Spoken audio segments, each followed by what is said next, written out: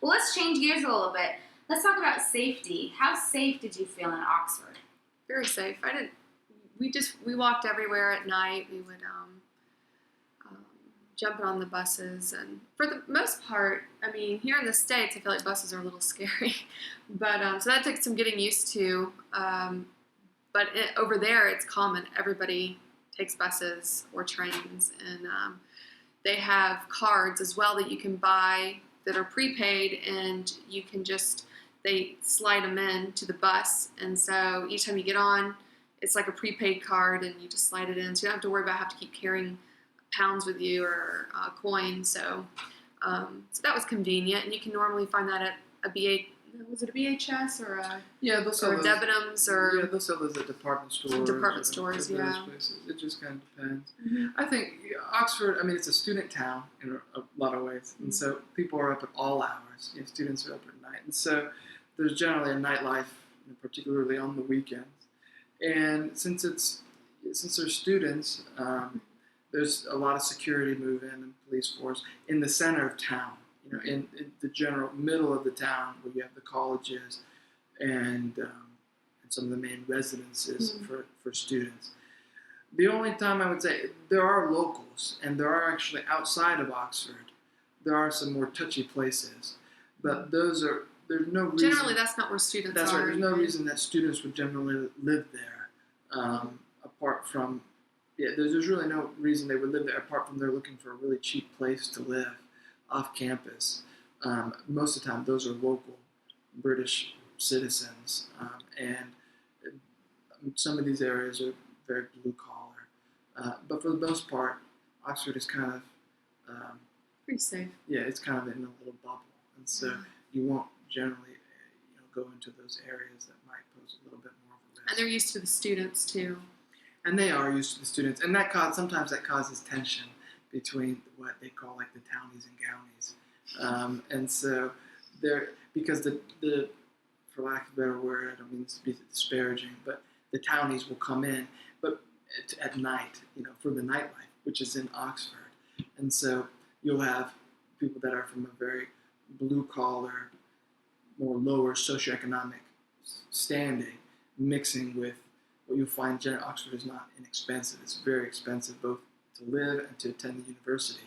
So you'll find people, who generally come from impoverished background, rubbing elbows in clubs with those who, are very affluent from around the world.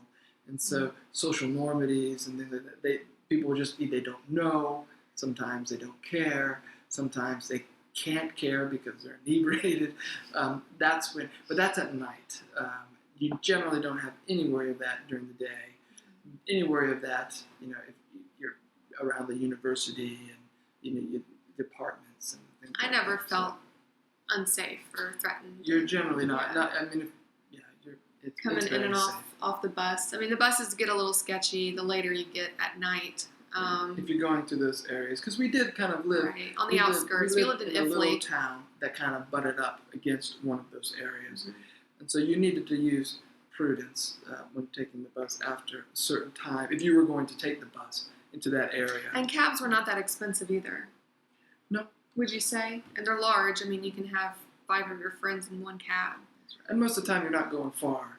Students don't live far off of campus, so if you got to catch a cab, you're not going anything more than 5 to 10 pounds. So yeah. Okay, so we've talked a little bit about Oxford. Let's talk about the other city that you lived in. What's the name of that city? It's Durham, and it's north. It's almost the most north part of the UK on the east side. It's below Scotland. It's in England. It's right below Newcastle. And it's more hilly and colder, and it's winters are longer. The flip side is that the summers are, I would say, more pleasant. They can be very pleasant. They're not as hot as Oxford. They're not as hot as Oxford, and the days are longer. But it's also green. It's really lush. Yeah, probably because of.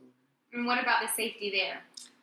Safety there it's kind of mixed because you get more townies because Durham it's a little bit smaller than Oxford. Oxford's a little bit more spread out. It's almost like on a little, what do we got, like an inlet or a little? It's kind of like a little peninsula. Peninsula. Or isthmus. Yeah, and so you do have a lot more rougher crowds kind of coming in and out through the pubs, and they can be obnoxious. But it is beautiful up there. It's very Norman, Norm. What do you say? Yes, the cathedral. So one of the highlights of Durham. It's the best cathedral in the UK. They have a beautiful cathedral that dates back to Norman times. It's construction, and so it features various aspects of that architecture rather than Gothic, for instance, which most cathedrals you'll see in England are. I think Durham is smaller than Oxford. Oxford is much more international and bigger. Durham, although also international, is smaller, and the town itself is smaller. And rather than having, I think what Laura was driving at is that if you want any sense of pubs or nightlife, the main part of it's all on that peninsula in and around Durham. Or you go, for instance, to Newcastle, the big city. But you can catch a train. That's right. It's very simple. So easy. But if you want to stay in Durham, a lot of that is in that little peninsula, and so you might come across a lot more rowdiness in that instance. That's not just students, because Oxford, there are a lot of parts around the city that, for instance, townies don't have to go into the town. But I think that's a little bit of Durham is different. It's not as international. And so you won't meet as many Americans. You won't meet it is international, but it's not nearly as much as Oxford.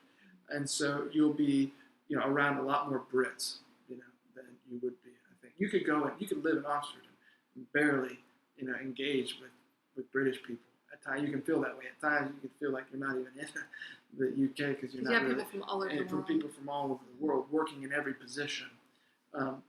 Durham is not that way. It's much more homogenous, much more British. All right, so my big question for you, if you had to choose, which one did you prefer? Ooh, that's tough. You go ahead. I really liked Oxford because it had a lot of, I like the charm and the beauty within the town itself. It was more kind of spread out and had really beautiful buildings and colleges that you have access to, especially if you're married to a college student. I had a lot of beautiful photos from Oxford, whether it be with the wildlife, flowers or landscapes and things like that, and buildings too. I had a lot of fun shooting buildings. Yeah, I think it will vary depending on what you're looking for from your experience. If you want the old academic, traditional, the traditional setting, then Oxford has that. It's dominated by the colleges.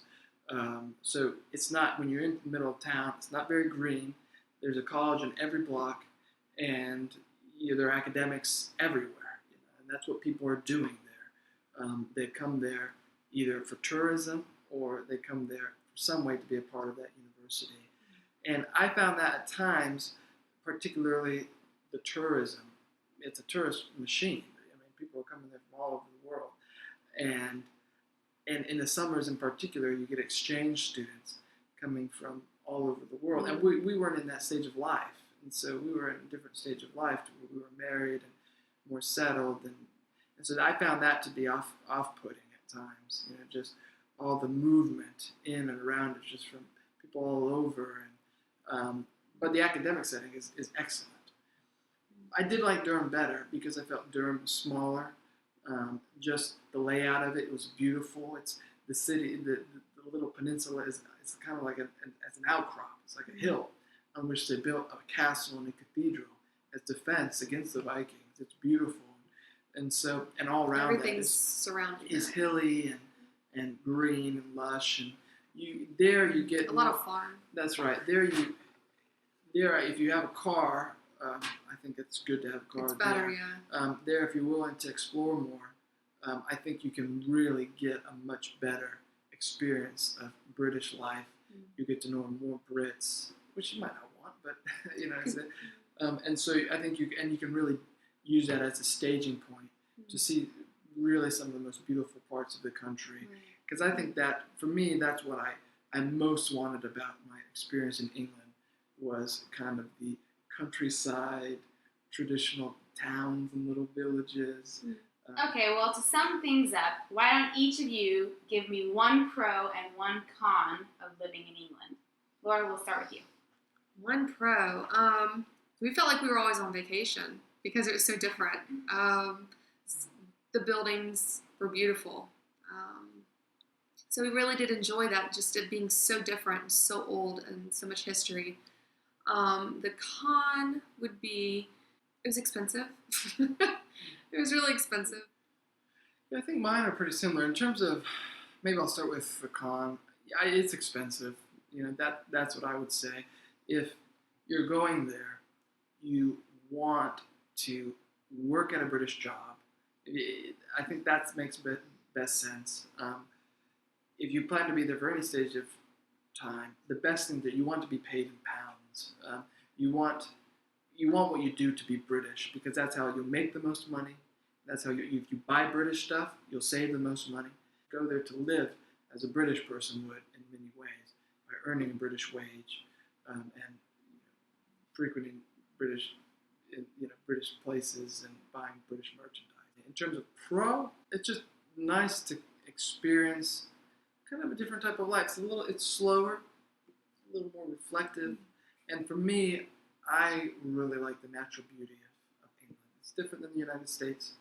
It's very tame, rolling countryside, and they appreciate the walking, the natural beauty around them.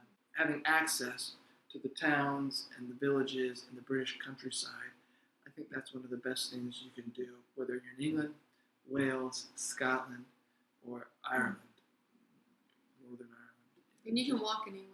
We miss that the most. That's is right. going on Just hikes. take advantage of your own body, your own legs, public transport. I would say take advantage of the countryside outside of those main sites as well. Well, awesome. Thanks so much, guys, for telling us about England today. Yeah, You're welcome.